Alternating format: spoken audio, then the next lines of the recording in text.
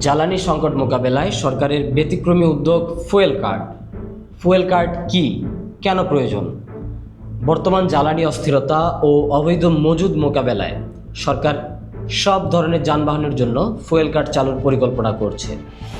Fuel card একটি বিশেষ ধরনের পেমেন্ট কার্ড যা যে কোনো ধরনের জ্বালানি কেনার জন্য ব্যবহার করা হয়। ফুয়েল কার্ড অনেকটা ক্রেডিট বা ডেবিট কার্ডের মতো কাজ করলেও এর মাধ্যমে জ্বালানি ব্যবহারের পরিমাণ নির্ধারণ, খরচ নিয়ন্ত্রণ এবং ডিজিটাল রেকর্ড সংরক্ষণের সুযোগ থাকে। ইরান ইসরায়েল যুদ্ধ অনিশ্চিত।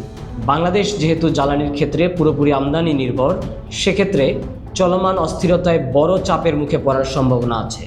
এদিকে কিছু অসাধু ব্যবসায়ী তেল মজুত করে কৃত্রিম সংকট তৈরি করছে, যা বর্তমান অস্থিরতায় বড় হুমকি। জ্বালানি ও খনিজ সম্পদ মন্ত্রী ইকবাল হাসান মাহমুদ টুকু জানিয়েছেন, দেশে জ্বালানি তেলের সরবরাহ স্বাভাবিক রয়েছে। ইরান যুদ্ধের আগের মতোই সরবরাহ অব্যাহত থাকলেও হঠাৎ চাহিদা বেড়ে যাওয়ায় দ্রুত পাম্প থেকে তেল শেষ হয়ে যাচ্ছে। তার মধ্যে এই পরিস্থিতির পেছনে মজুতদারদের ভূমিকাই বড় কারণ।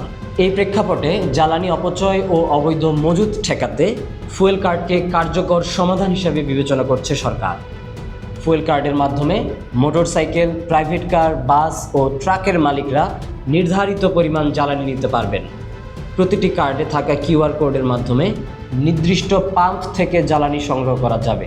অনেকে বলছেন, ফুয়েল কার্ড চালু হলে জ্বালানি খাতে স্বচ্ছতা বাড়বে, অপচয় রোধ করা যাবে এবং অবৈধ মজুদ বন্ধ করা সম্ভব হবে।